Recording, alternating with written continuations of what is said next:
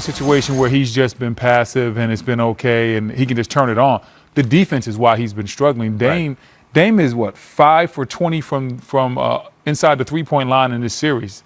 He is struggling when he tries to beat these traps and when he tries to split them and score. Look right here. Dame splits the trap. Okay, he gets down the lane, but look at all the bodies. There's nowhere to shoot right there. Tries to make a pass, ends up turning over. Goes to the basket right here. Excellent defense. Everybody's looking at him. Block shot. Now you get Dame dancing. This is what he does well. Step back, tries to draw a foul. Excellent defense by Klay Thompson. Klay has guarded him great all series. Now here's a good switch to touch. Jordan Bell doing an excellent job running Dame right into the help. Those are tough shots, and Jordan Bell's a great athlete. Makes it hard for Dame to get a shot over him. Dame going to the basket again. Golden State recovers as a team. You're seeing 2 and 3 and 4 bodies being thrown at Dame in the paint every time he drives the ball to the basket. I'm not sure how much differently he can play the game. I think this is going to be more of a problem for the Portland front office. This is the second year in a row the exact same strategy has knocked you out. This is the exact same thing the Pelicans did. They're going to have to upgrade their forwards. Aminu, Harkless. It's very tough to win in a playoff series when you have 2 forwards that aren't really known as shooters. Because what your shooters do and what your role players do is they give your stars space to be stars. So if you have a Kyle Korver over there, they're not running this defense.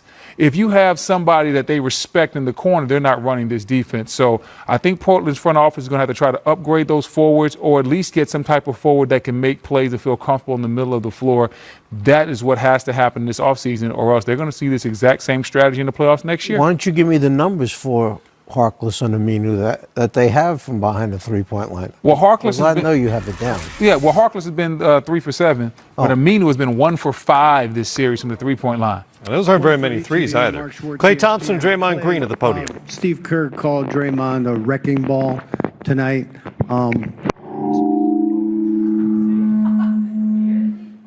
See, he was right.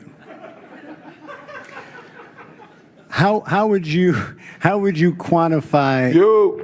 How would you quantify and describe what he brought to the game tonight with the ball in his hands in transition?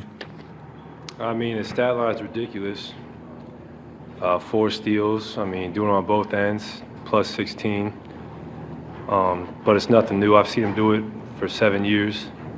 Just filling out the box score, and he's like a secondary point guard out there, and he relieves so much pressure from me and Steph, being able to play off the ball.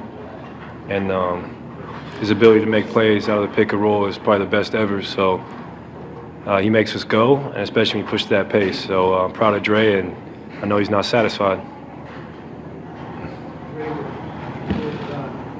Kevin not on the floor, more is needed from you as an initiator and a playmaker. How does that, having the ball in your hands, lead to the kind of thing we saw out there tonight?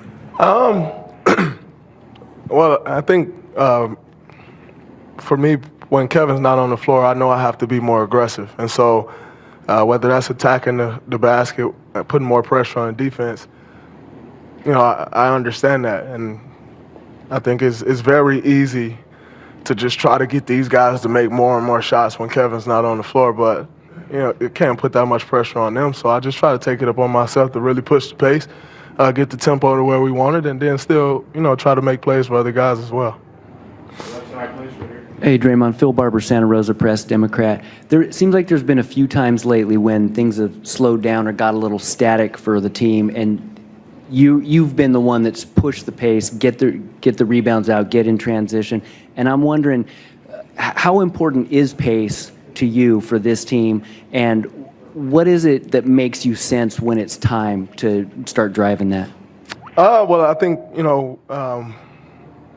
when you're playing against a set defense every time, it's tough. And so, for me, even when it's not necessarily to push it to score every time. It's just to kind of get the pace where we want it, to get the defense on their heels, and then to allow him and Steph to do what they do. But you can kind of feel, when our offense is kind of getting a little bogged down, or, another team is starting to make a run. I like to push it more when they're starting to make their run, because then the guy starts to get excited, they hit a shot, and they relax, and you just push it back. And I think that helps change the momentum. Our coaching staff and all my teammates been preaching to me this whole series about just getting the ball and pushing it, getting it and pushing it. And so I just tried to, bring that to the game, and tonight it was successful for us.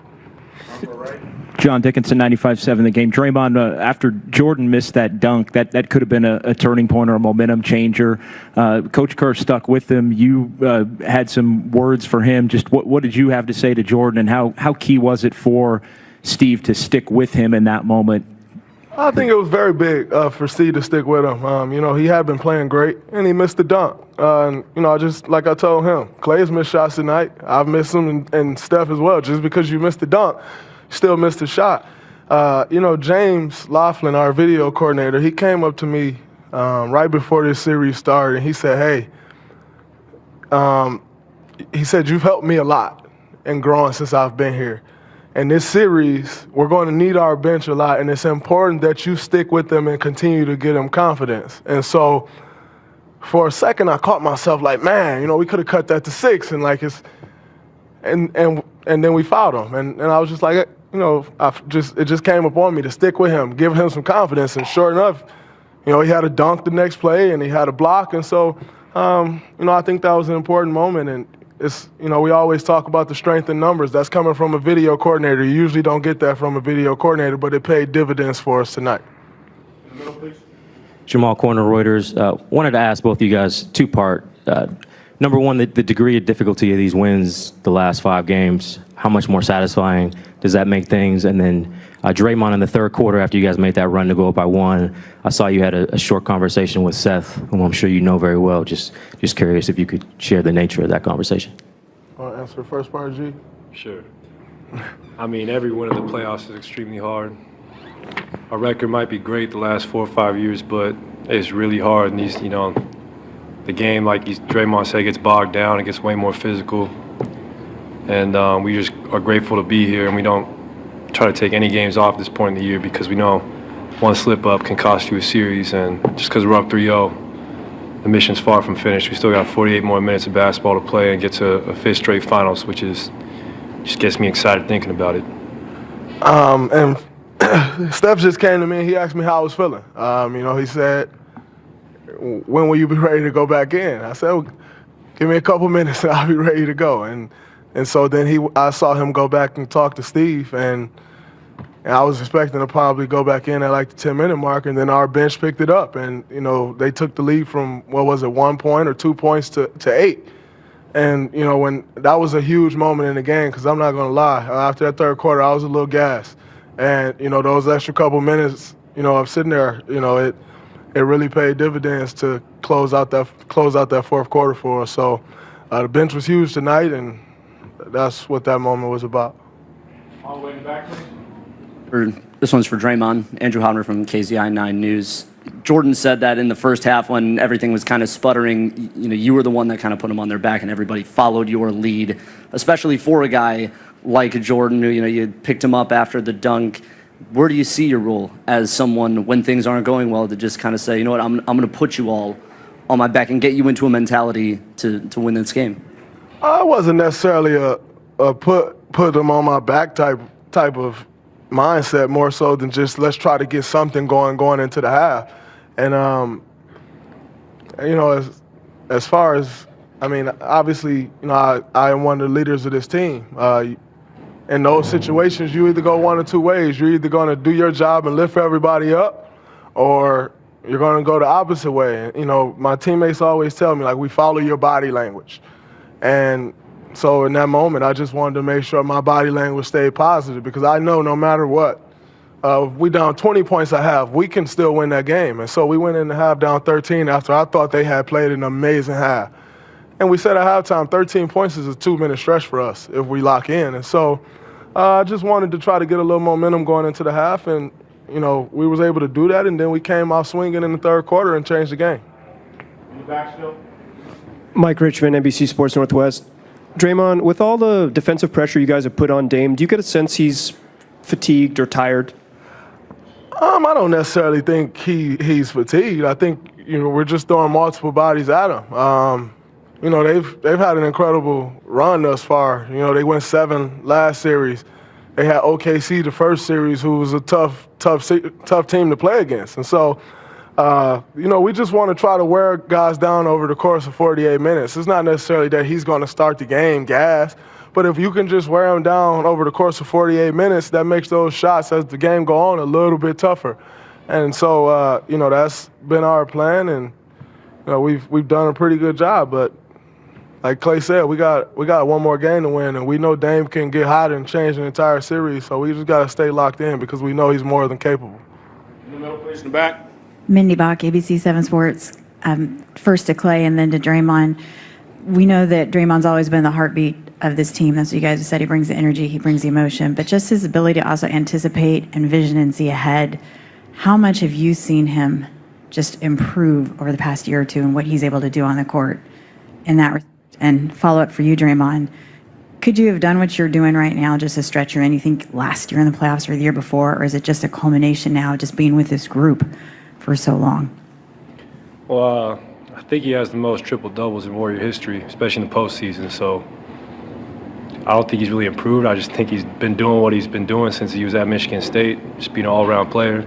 And see him continue to do this for hopefully another 10 years. But, I'm just proud of him and everybody else on this team, man, especially the bench. The bench, incredible, especially, everyone's saying it's thin this year and all this, but they come to work every day. And, they follow our leaders, and it's a strength in numbers thing. I hope I was capable of doing it last year, but I feel great, and just trying to bring whatever I got to bring to the table to help this team win, to help DeMarcus and Kevin get back out there on the floor, and that's my main objective, just to win as many games as we possibly can right now to get those guys back. When we have Steph, Klay, KD, DeMarcus, I don't need to play like that. And as crazy as it sounds, like somebody have to give up some when you have that many guys who are capable of doing what they're doing. I take it up on myself to be the guy to give that up, I think I'm playing great right now, but I'm not the scorer that neither one of those four guys are. And so, I can take the mindset of, so what, who's out here? I'm going to go score the ball. I think that's very stupid, in my opinion, because, if I'm wide open and Klay's half open, I think it's still a better shot if I get a ball to Klay. So that's just my mindset when we got all our guys on the floor. But when they're not, I have to have a different mindset and step up for the team, as everyone has stepped up their game a notch. Third row on the right. Draymond, Mark Schwartz, ESPN. Steve pointed out that at this point, you're not letting anything bother you. Turnovers, missed shots, and especially the officiating. Are you aware that you're not dealing with the officiating, and do you think that helps the team when you're able to avoid those kind of confrontations? I think so. I think it definitely helps the energy of guys. I still like to pick and choose my spots, and sometimes I may take a tech, and but that's more mindful than just getting a tech. Like sometimes I know, like, all right, we need an energy burst. Maybe I'll take one.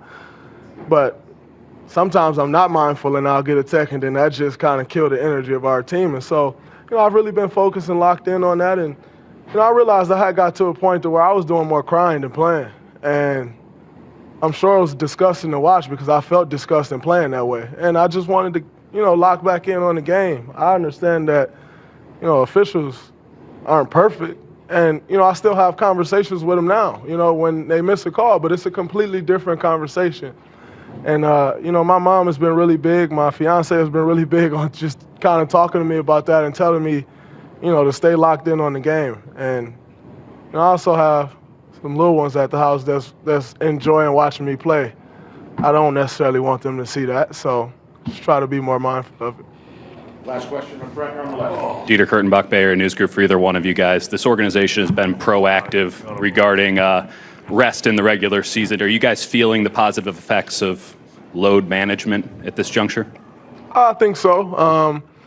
Like you said, Steve and our entire organization has been on board of, making sure guys get as much rest as you possibly can through a rigorous season. It's a rigorous schedule.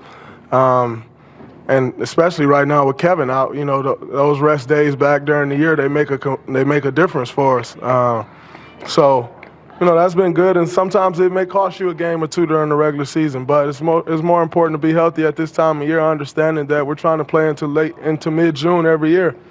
It's good to be healthy. So I think it's making a difference for us. Dre and Klay.